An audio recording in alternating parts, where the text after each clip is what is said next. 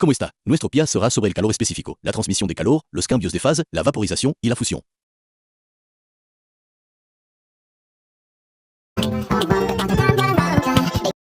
Hoy hablaremos sobre el calor y la manera en que afecta la materia. Explicaremos el concepto del calor específico, que se refiere a la cantidad de energía que necesita una sustancia para aumentar su temperatura. También veremos la transmisión de calor, convección y radiación. Además estudiaremos los cambios de fase que ocurren cuando una sustancia cambia de estado físico debido a la temperatura. Entre esos procesos destacan la fusión y la vaporización. Todos estos fenómenos forman parte de nuestra vida cotidiana. El calor específico es una propiedad del material, no del objeto en sí. Por lo tanto, cada material que existe en la naturaleza también lo tiene. Esta es una propiedad física de cada material y no depende de la cantidad de material ni de la diferencia de temperaturas. Es la cantidad necesaria para cambiar en 1 grado Celsius la temperatura de 1 kilogramo de una sustancia.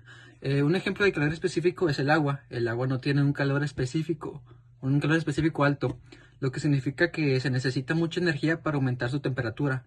Por eso el agua tarda más en calentarse que materias como el metal. También es la razón por la que una alberca sigue fría aunque haya sol. 3.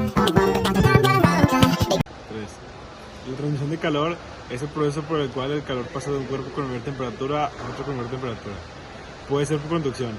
Es la transferencia de calor por el contacto directo entre dos objetos o sustancias.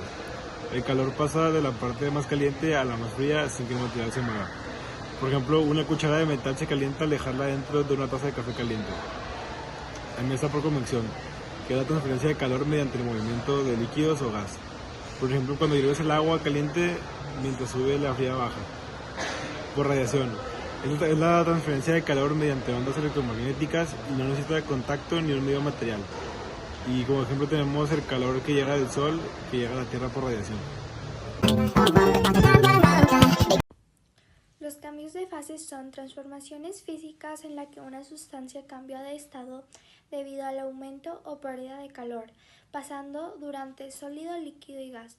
Durante este proceso, la sustancia sigue siendo la misma, solo que cambia su estado físico. Los principales cambios de fase son fusión, de sólido a líquido. Un ejemplo que tenemos es el hielo derritiéndose. Solidificación, de líquido a sólido. Un ejemplo, el agua convirtiéndose en hielo. Vaporización, de líquido a gas. Un ejemplo que tenemos es el agua hirviendo que forma vapor. Condensación, de gas a líquido. Ejemplo, cuando te metes a bañar y el vapor forma gotas en un espejo.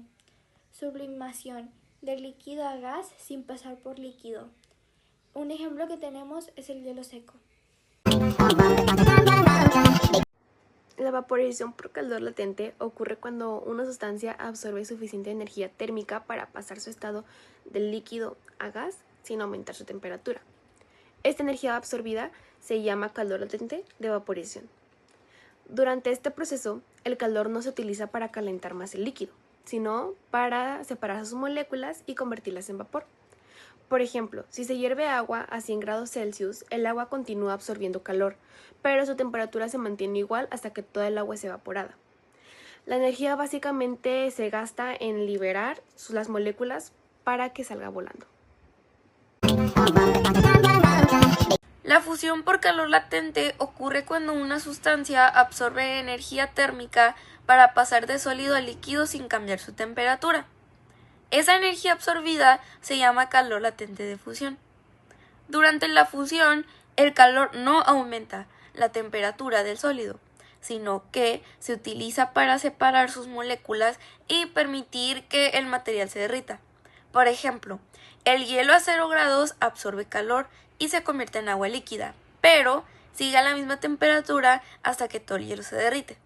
O sea, el hielo está recibiendo energía constantemente y aún así decide quedarse en 0 grados. El primer experimento será de conducción. Al hervir agua, la llama conduce el calor al recipiente, y este se calienta.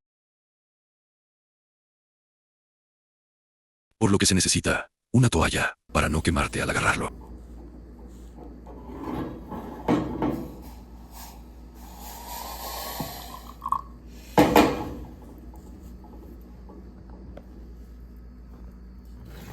Está caliente.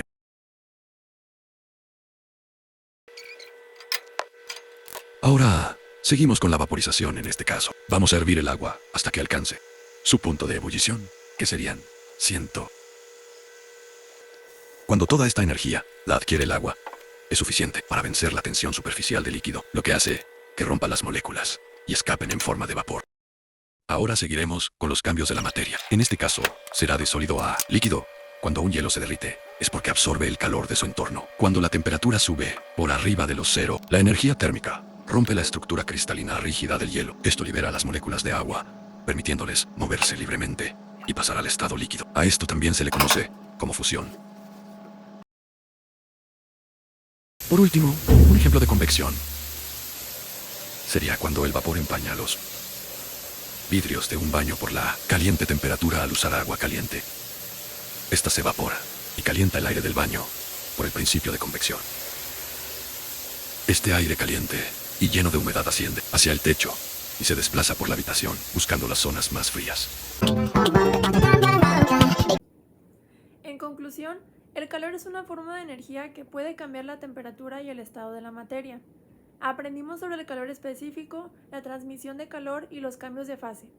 También comprendimos que el calor latente permite que las sustancias cambien de estado sin cambiar su temperatura. Estos procesos están presentes en muchos fenómenos de la vida diaria y ayudan a entender cómo funciona la energía térmica en los materiales. Básicamente, todo en el universo se está calentando, enfriando, derritiendo o evaporando constantemente.